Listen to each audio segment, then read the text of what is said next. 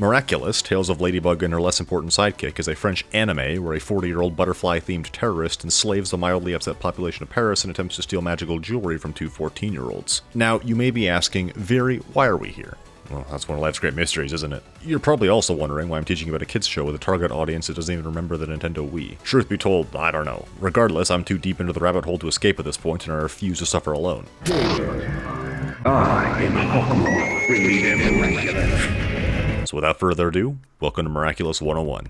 Starting as a concept for a mature comic series by Thomas Astruc, Miraculous evolved into a pitch for a full-blown anime series alongside Jeremy Zag of Zag Entertainment before devolving into a 3D animated children's cartoon released upon us in 2015. We're on the verge of greatness. We were this close. Perhaps somewhere in that development cycle there was a good piece of media waiting to get out. Instead, we got Villain of the Week slop, various specials, 2 games made with even less budget than the show, Subway Surfers, an incomplete comic run, casual racism, competitive racism, suspicious activity involving minors, a Netflix movie, musicals, a Volkswagen sponsorship for a target demographic that can't legally drive, and a mountain of fan work among other things, all while being on the EU taxpayers' dime, in case the UK didn't have enough reasons to leave. Time to abandon ship. This fledgling show my friends and I checked out a bad movie night almost a decade ago truly has spiraled into a multimedia juggernaut that is one Fortnite collaboration away from completing Jeremy Zag's infinity gauntlet of cultural achievements. Understand that I'm trying to give a mostly spoiler-free overview of how this series operates, because yes, this generalization becomes less and less applicable over time as the show becomes increasingly serialized, especially once Thomas decided to back away from the project to spend his time on more productive ventures, such as getting into arguments with Twitter users, leaving Jeremy as a supreme leader who clearly had some different plans. The story revolves around the titular magical artifacts of immense power, Miraculous, or Miraculouses. Miraculi? There are 19 of them or so, well, at least 19 Chinese ones, but you only really need to remember 3. Each one is an animal-themed piece of jewelry that comes with a cute marketable plushie called a Kwami that is the embodiment of a deity. A Miraculous allows its holder to harness the power of the corresponding Kwami with a verbal phrase that triggers a stock footage transformation sequence of said holder powering up, opening a running tab of things I'm going to claim they stole from Transformers Cybertron. Optimus Prime, transform!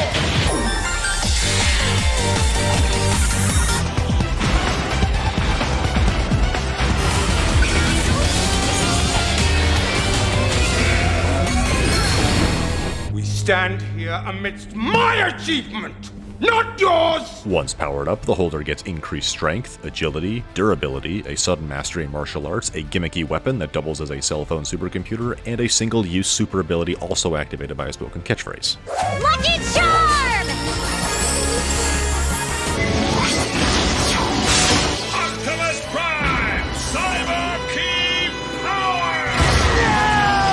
No! My achievement! Once using their cyber key power, the holder theoretically has a 5-minute timer until they are de-transformed, when in actuality it lasts as long as the writers want it to. Consistency is a lot to ask out of this show. Once the holder de-transforms, a Kwami must be powered back up by feeding them a snack, because the god of destruction is as food-motivated as my French bulldog pretending as though the dinner he just ate didn't happen. The 2 most powerful Miraculous are the Ladybug earrings and the Cat Noir ring, with Tiki and Plague being the respective Kwamis. If these 2 are combined, the user will attain unlimited power in the form of a single wish. Naturally, the best hands to vest this power in is that of 2 unstable high schoolers. Now, if any of this seems absurd, I've learned that it's best not to ask questions because Thomas and Jeremy's flimsy house of cards is prone to collapse at the slightest exhale. Very funny. No, I'm serious.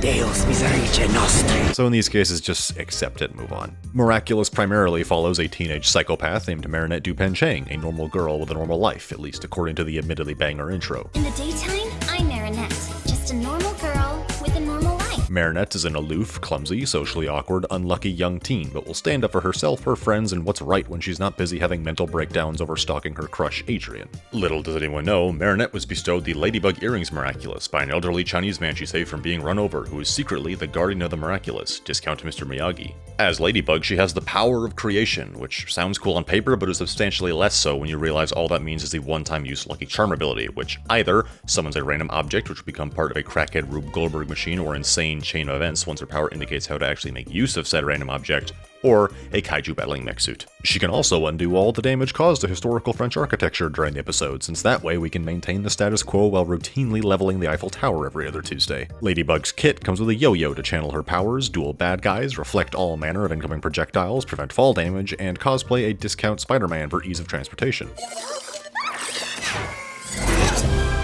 fly now? They fly now! On the flip side, Adrian Agreste, the target of Marinette's simpery, is a not-so-normal boy with a not-so-normal life. His single father is an ultra-wealthy fashion designer and a 5-time gold medalist in absentee parenting ever since Adrian's mother died. Dinner with your son, sir. No. Adrian is held to a rigorous schedule of photo shoots, modeling, schooling, piano lessons, Chinese, sitting alone at dinner tables, and being confined to his room. Luckily, after helping the same elderly Chinese man from one paragraph ago recover his cane, Adrian is given a WMD. This weapon comes in the form of the Cat Noir Miraculous, imbued with the power of destruction. Again, on paper, sounds pretty sweet. In practice, it's another one-time use ability, Cataclysm, that's supposed to disintegrate the next thing he touches, but can range from shorting out electronics to nuking the entire galaxy. His signature weapon is an indestructible metal pole, which can extend more or less indefinitely and also act as a brutally inefficient mode of transportation. Additionally, while transformed, Cat Noir acts suspiciously more cat-like, but Ladybug doesn't act more bug-like, leading me to conclude that Adrian is simply a closeted furry. He was not just purring there. You can't. No.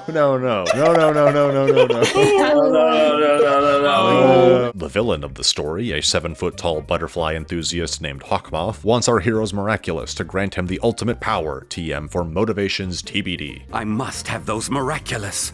I must have this absolute power! Hawkmoth determines the best way to lure out the Miraculites he needs is to create supervillains, which will prompt superheroes to respond. Luckily for him, his miraculous ability is to deploy an evil butterfly in Akuma to Akumatize someone feeling particularly upset that day, turning them into a possessed superpowered servant with thematically appropriate names, powers, and outfits. Now, the more observant note-takers may be thinking, wait a minute, Viri, you told us that a user only has 5 minutes once they pop their ultimate before they de-transform, so does that apply to Hawkmoth? Well, you see, I did what we in the business call lying by omission. The 5-minute countdown only applies to users who are minors. Miners!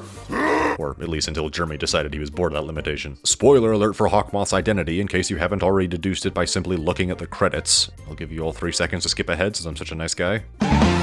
Who's that Pokemon? It's dinner with your son, sir. No. Hawkmoth is Adrian's father, Gabriel Agreste. Now, maybe you saw that one coming, because unlike everyone in the show, you can recognize the voice and appearance of someone when they're wearing a mask. So try this other fairly inconsequential spoiler on for size. Gabriel's motivation changes from wanting to conquer the world in Season 1 to wishing his comatose wife back to life that keeps frozen in his evil basement lair. Like Mr. Freeze, but less cool. One would think there's rich potential in the primary villain being the father of our deuteragonist, unbeknownst to each other, and said villain's main goal to bring back said deuteragonist's mother, but no. This franchise is deathly allergic to unrecognized potential becoming actualized. Miraculous, in a nutshell, is a bunch of interesting ideas that have been violently neutered and shoved back into Pandora's box. Joining our main duo as school classmates is a roster of archetypes so diverse it makes Adrian look like the DEI hire. No friend group is complete without the chill bestie, skater bro, sporty tomboy, quiet emo lesbian, hyper-feminine bisexual, artsy gay boys. Gosh, raise your hand if you're gay. There's a lot of gay here. Emo guitar boy who against all odds isn't gay, nerd with glasses, dumb jock, gentle giant, political activist in training, rich girl bully, bully's minion, a strictly parented no-nonsense Asian, and last but not least, our secondary antagonist for much of the show, the gaslighting narcissist. This barely scrapes the surface on all the various side characters in this show, but again, this is supposed to be a 101, not a dissertation. We haven't even gotten to the community's bread and butter.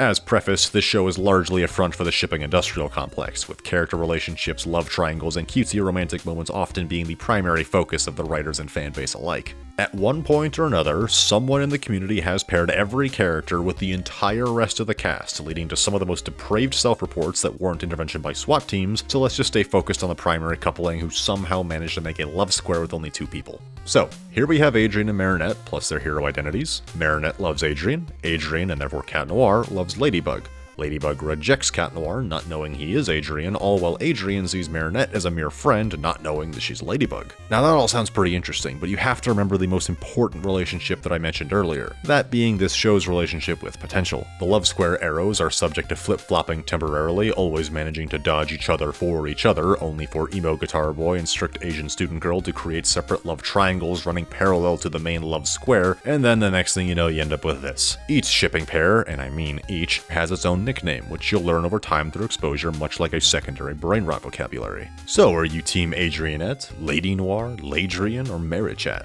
Personally, I think it's silly to get involved in such frivolous discussions about romance in a kids show, especially when there's only one objectively correct answer anyway. All remaining systems will bow to the First Order! With all these elements in play, the show mostly revolves around a villain of the week formula as follows. Marinette is up to some shenanigans with her friends, usually involving a ploy to finally make a move on Adrian, until someone in Paris becomes more dejected than the average Parisian already is. Hawkmoth, from his evil observatory, then akumatizes said individual by sending an akuma into a personal object of theirs, turning them into a supervillain. Marinette and Adrian notice something ain't right, so they transform and roll out in the most conspicuous way possible. Our heroes engage the villain, who gets the best of them, forcing Ladybug and Cat Noir to come up with a new plan or find a convenient weakness. Ladybug and Cat Noir then use their abilities in round 2 as part of a convoluted scheme devised by Ladybug's built-in cheat sheet. The villain is bested, the item housing the Akuma is broken, Ladybug captures it, the Eiffel Tower is rebuilt, and Marinette resolves whatever civilian issue was going on at the start of the episode. Throw a slight deviation into the mix every so often and determine who gets the sole remaining brain cell in France each episode, introduce some more elements and miraculous as time goes on, until suddenly one day the show wakes up and decides to serialize and pay its animators. The more the story develops, the deeper the rabbit hole goes, and this is where the fun begins. Miraculous is the master of casually dropping nuclear-level bombshells into the world building with monumental implications and pretending like nothing happened. In this world, the United States owes its independence to a Miraculous holder. Joan of Arc was a past Ladybug holder who escaped her execution.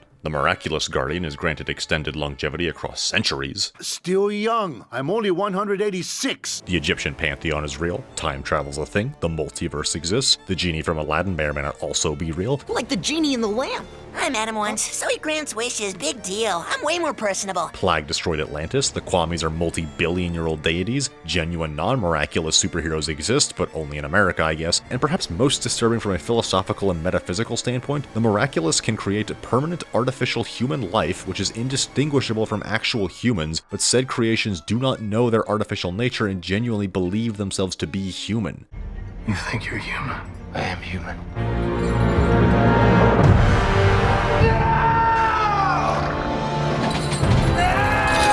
This isn't me saying Miraculous actually isn't a kid's show to somehow justify 20-something-year-old me watching it like it's Clone Wars. No, this is me pointing out that there's cosmic horror elements in your kid's show, Jeremy. Just how many innocents have died horribly off screen in your show, Jeremy? Where were the Miraculous between 1937 and 1945, Jeremy? Did the Second World War not merit miraculous intervention while a peeved fashion designer and his 70-second pigeon-based minion does, Jeremy? I know, no questions. Okay. Anyway, I hope you found this crash course to be enlightening, and perhaps now you have a better understanding of the Stockholm Syndrome I've been experiencing. Thank you for attending Miraculous 101. None of this will be on the test, but I do take attendance, including whether or not you're subscribed. If you want to see me and my friends pick through this franchise and have some good laughs about it, then come watch us react to Miraculous in all its various forms. I got my rye mule here, because God knows he can't do Miraculous over, it's dangerous. Thank you all for watching. Have a nice day. Our worlds are in danger. To save them and the galaxy, we must find the 4 cyber planet keys before the Decepticons can use them for evil. It is our mission